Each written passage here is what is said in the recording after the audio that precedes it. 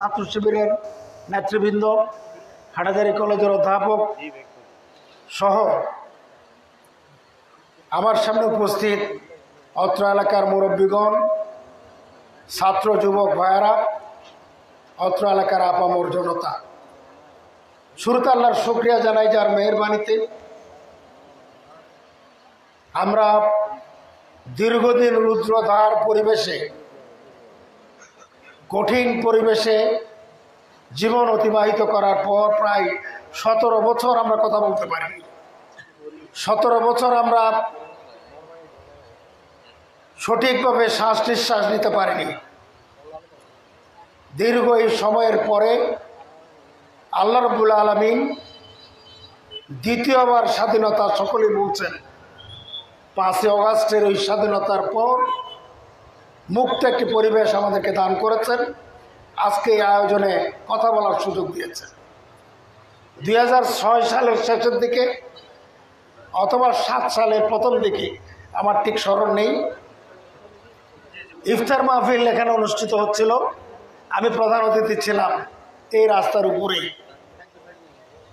ওই ইফতার মাহফিল তখন মাত্র 4 দলীয় জোট ক্ষমতা থেকে গেছে, আর তখনও আওয়ামী সরকার আসে নাই। কিন্তু আমাদের ইফতার মাহফিলের স্টেজ ভেঙে দিয়েছিল, আমাদের ইফতার মাহফিল পণ্ড করে দিয়েছিল। আমরা ওই ভাঙা স্টেজের উপরেই আমাদের মাহফিল আমরা বাস্তবায়ন করেছি। আজকে দীর্ঘদিন পরে, প্রায় 16-17 বছর পরে আল্লাহ রাব্বুল আলামিন সুন্দর একটি পরিবেশে এই আয়োজন করতে পেরে আল্লাহর দরবারে আবারও শুকরিয়া আদায় করছি, আলহামদুলিল্লাহ।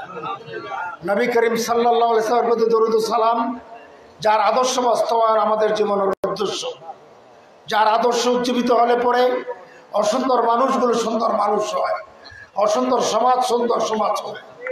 সে মহান ব্যক্তিত্ব মুহাম্মদুর রাসূল সাল্লাল্লাহু আলাইহি ওয়াসাল্লামের প্রতি আমরা দরুদ ও সালাম পেশ করছি, স্মরণ করছি, শাহাদাতের মর্যাদা কামনা করছি।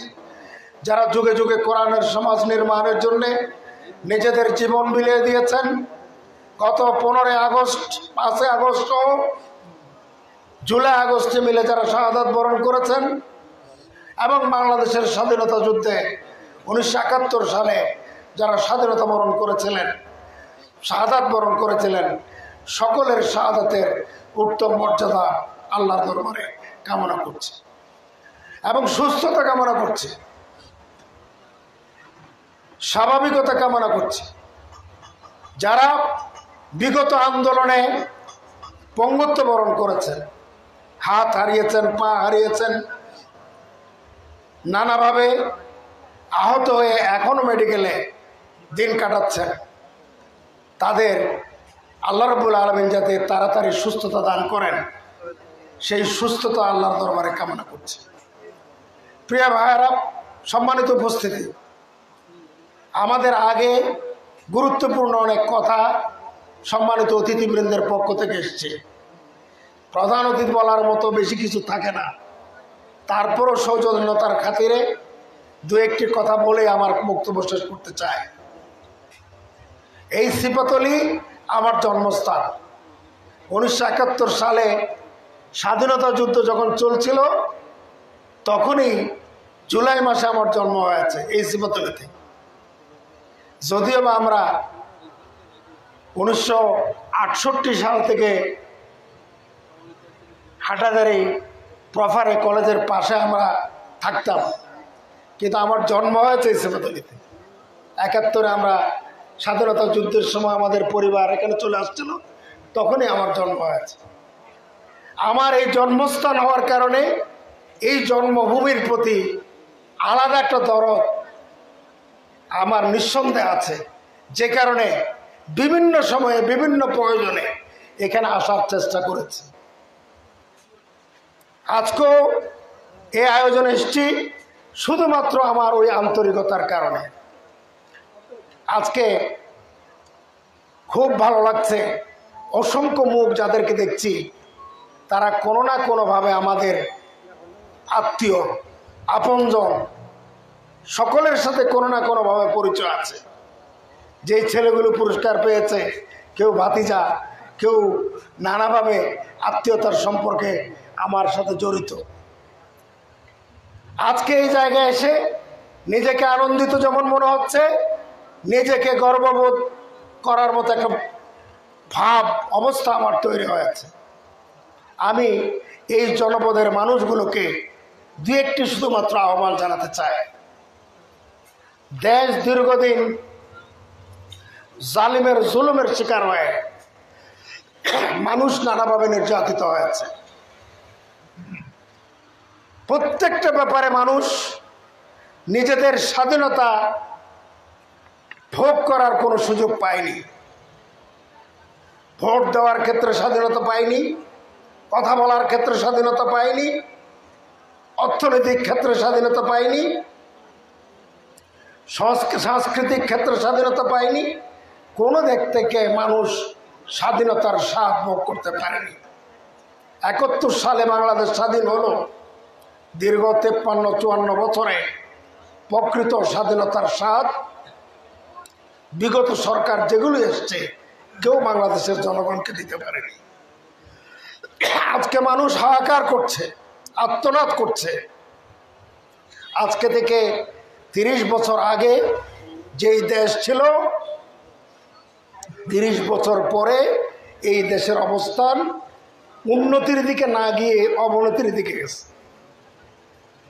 আজকে প্রত্যেকটা দ্রব্য মূল্য এমন অবস্থায় পৌঁছেছে, মানুষ নিজেদের ক্রয় ক্ষমতা অনেক বাইরে চলে গেছে। আর বিগত ১৭ বছরে জুলুম নির্যাতন এমনভাবে হয়েছে, আমরা অনেকেই ঘরে রাতে ঘুমাতে পারিনি। আমাদের অনেকেই দিনের বেলায় চলাফেরা করতে পারেনি। এটা শুধু শহরে হয়েছে এটা নয়, গ্রামগঞ্জ মানুষের উপরে জুলুম হয়েছে।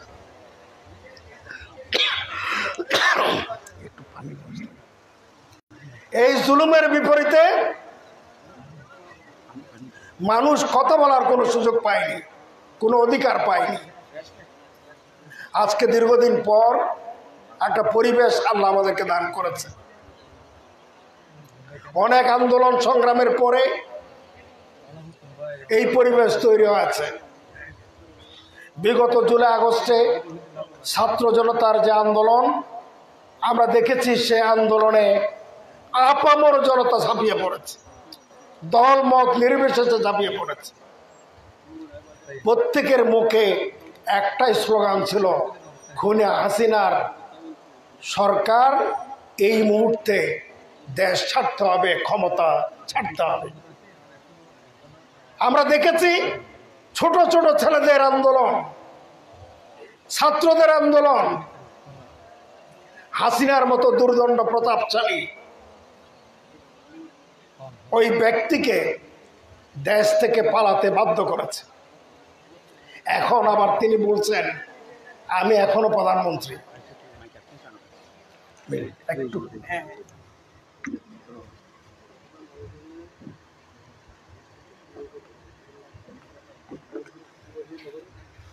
তিনি বলছেন আমি এখনো প্রধানমন্ত্রী। আবার তার সন্তান বলছে আমার মা মানসিকভাবে ভারসাম্য এখন নাই।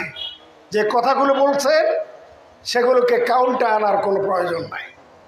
সন্তান তাকে সার্টিফিকেট দিচ্ছে, তিনি এখন ভারসাম্যহীন একজন মহিলা। ওই ভারসাম্যহীন মহিলা ওখান থেকে বসে এখনো যে কোনো মুহূর্তে আবার দেশে আসবে, দেশের শাসনভার ক্ষমতা তিনি নেবেন, এভাবে পাগলের প্রলাপ এখনো জপছেন। আমরা তাকে জানাতে চাই বাংলাদেশের মানুষ আপনি আসার অপেক্ষায় আছে। আপনি আসলে দেশের মসনদ নয়, আপনি আসলে কারাগারের রুম আপনার জন্য বরাদ্দ আছে। জীবনের বাকি পুরোটু সময় আপনাকে ওখানেই কাটাতে হবে। আর যতগুলো খুন করেছেন, যত অন্যায় করেছেন, সব কিছুর কড়াই গন্ডায় হিসাব আপনার থেকে নেওয়া হবে। এবং প্রত্যেকটা খুনের বিচারের মাধ্যমে ফাঁসিতে ঝোলার জন্যে আপনি অপেক্ষা করেন। আর আপনার চেলা চামুন্ডু যারা অনেক কথা বলেছে তাদেরও কাউকে রেহাই দেওয়া হবে না। আমরা হয়তো কোনো প্রতিশোধ নেব না, আমাদের আমিরে জামাত বলেছেন জামাতের পক্ষ থেকে কোনো প্রতিশোধ নেওয়া হবে না, কিন্তু ব্যক্তিগতভাবে যারা ক্ষতিগ্রস্ত হয়েছে তারা যদি মামলা সহ নানা ধরনের প্রক্রিয়ার আশ্রয় নেয় জামাত তাদেরকে সহযোগিতা করবে। আজকে আমাদের এই বক্তব্যগুলোকে বিকৃত করার চেষ্টা করা হচ্ছে, আমিরে জামাতের বক্তব্যগুলোকে বিকৃত করার চেষ্টা করা হচ্ছে।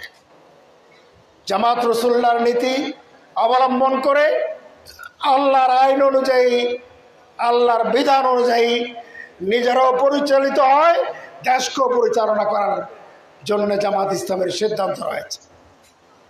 ওই নীতিতেই জামাত ইসলামের আমির এই কথা বলেছেন। কিন্তু যারা জুলুম করেছে ওই জালিমের বিরুদ্ধে যে কোনো ধরনের প্রতিক্রিয়া অথবা যে কোনো ধরনের আইনের আশ্রয় কেউ যদি নিয়ে থাকে জামাত ইসলামী তার পাশে দাঁড়াবে। এরপর যে কথা বলতে চাই, আমরা দীর্ঘদিন নির্যাতিত হয়েছি।